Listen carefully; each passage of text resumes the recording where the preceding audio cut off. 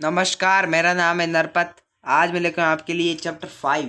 इसका नाम है वैश्वीकरण एवं भारतीय अर्थव्यवस्था। ये कुल 5 अंक का चैप्टर आएगा आपके बोर्ड में।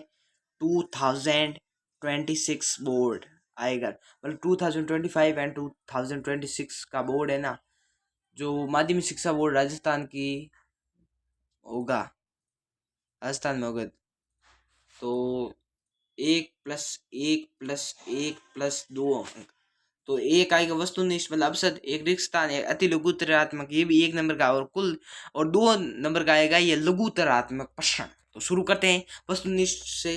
पहला प्रश्न है कि विभिन्न देशों के बीच परस्पर संबंध और तीव्र एकीकरण की प्रक्रिया क्या कहलाती है? वैश्वीकरण। ये हमारे साहित्य इतिहास में भी आया था ये सब अपसद। तो ठीक, इसके बाद दूसरा प्रश्न है वैश्वीकरण और प्रतिस्पर्धा के दबाव में सबसे अधिक प्रभावित कौन हुए हैं? तो इससे कौन हुए भाई? इससे हुए हैं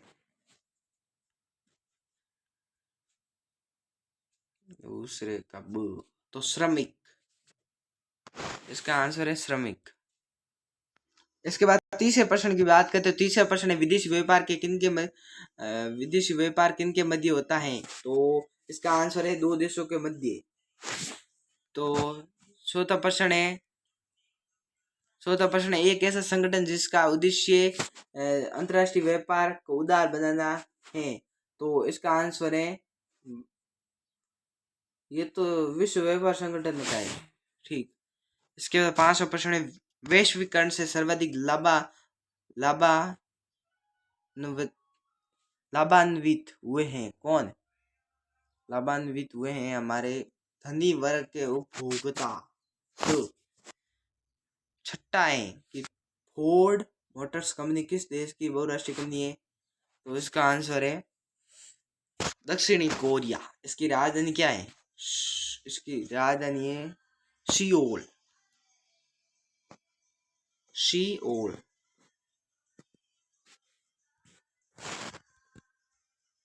सियोल।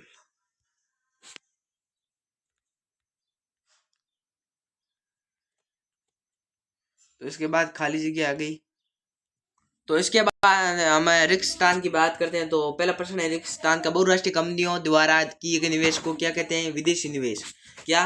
विदेशी निवेश कहते हैं। उसके बाद दूसरा प्रश्न है कि देश में तीव्र उन्नति ने वैश्वीकरण की प्रक्रिया, इधर तकनीकी आएगा। क्या? तकनीकी। अब लिखूंगा कैसे इधर? तकनीकी।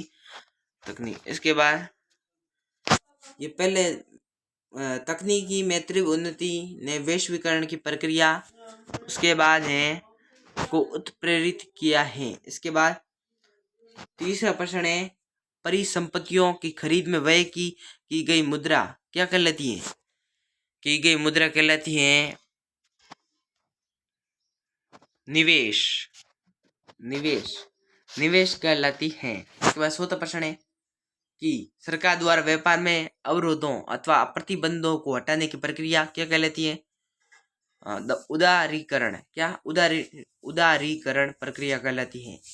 उसके बाद 500 प्रश्न है देश का मुख्य उद्देश्य अंतर्राष्ट्रीय व्यापार के तौर तरीकों को सरल बनाना है। तो ये है विश्व व्यापार संगठन। क्या? विश्व व्यापार संगठन। इसके बाद छठा प्रश्न है भारत की बहुराष्ट्रीय कंपनी रैन बक्सी का संबंध है दवाइयाँ के उत्पादन से। तो इन सभी के उत्तर ये इधर लिखे हुए हैं। ठीक, रिक्त स्थान के ये पहले का, ये दूसरे का, ये तीसरे का, ये चौथे का, और ये पांचवे का, ये छठे का। इसके बाद अति लघुतरात्मक प्रश्न आ गए। भारत में कार्यरत दो बहुराष्ट्रीय कंपनियों के नाम, एक कोका कोला, एक है हिंदुस्तान लीवर लिमिटेड। दूसरा प्रश्न है विदेशी निवेश किसे कहा जाता है? बहुराष्ट्रीय कंपनियों द्वारा किए गए निवेश को विदेशी निवेश कहा जाता है। वैश्वीकरण किसे कहते हैं? विभिन्न देशों के बीच परस्पर संबंध और तीव्र एकीकरण की प्रक्रिया ही वैश्वीकरण कहलाती है। इसके बाद बहुराष्ट्रीय कंपनी किसे कहते हैं? वह कंपनी जो एक से अधिक देशों में उत्पादन पर नियंत्रण अथवा स्वामित्व रखती हैं, बहुराष्ट्रीय कंपनियां कहलाती हैं। इसके बाद 500 प्रश्न है निवेश क्या है? निवेश है परिसंपत्तियों जैसे भूमि, भवन, मशीन व अन्य उपकरणों की खरीद में व्यय की मुद्रा को निवेश करते हैं। इसके बाद छठा प्रश्न है कि विदेशों से होने वाले आयात व लगने वाले प्रतिबंध व्यापार अवरोधक कहलाते हैं, जैसे आयात कर और कोटा। ठीक। साथ अभी लघुतरात्मक प्रश्न आ गए कि भारत में वैश्वीकरण के किन्हीं दो प्रभावों को समझाइए। तो एक है वैश्वीकरण में भारतीय उत्पादकों को वस्तुओं और सेवाओं के अनेक विकल्प मिले तथा भारतीय उपभोक्ताओं को कम कीमत पर उच्च गुणवत्ता वाली वस्तुओं की प्राप्ति होती है। गए 7-8 मिनट में पूरा कंप्लीट कर देंगे चैप्टर। ठीक। इसके बाद उपभोक्ता को विश्व स्तरीय वस्तुएं एवं सेवाएं उपलब्ध हुई। दूसरा पॉइंट है कि वैश्वीकरण के फलस्वरूप भारत में विदेशी निवेश बढ़ा है, जिससे देश में उत्पादन एवं रोजगार में वृद्धि हुई है। ठीक। दूसरा प्रश्न आज शुरू करते हैं। भारत में बहुराष्ट्रीय कंपनियां की भूमिका को स्पष्ट कीजिए। तो पहला विदेशी निवेश में वृद्धि, इसमें उद्योगों की स्थापना हुई जिससे निवेश बढ़ा। और दूसरा है नवीन तकनीक का आगमन, ये कंपनियां नवीन तकनीकों का प्रयोग करती हैं जिससे श्रम व दोनों की बचत होती है। तीसरा है रोजगार में वृद्धि, नए उद्योगों की स्थापना से युवाओं को रोजगार में नवीन अवसर मिलते हैं। इसके बाद तीसरा प्रश्न है वैश्वीकरण में सूचना एवं संचार प्रौद्योगिकी की भूमिका को बताइए। तो दूरसंचार सुविधाएं, टेलीफोन, मोबाइल, फैक्स आदि का विश्व भर में एक दूसरे से संपर्क करने, सूचनाओं को तत्काल प्राप्त करने एवं संवाद में प्रयोग किया जाता है।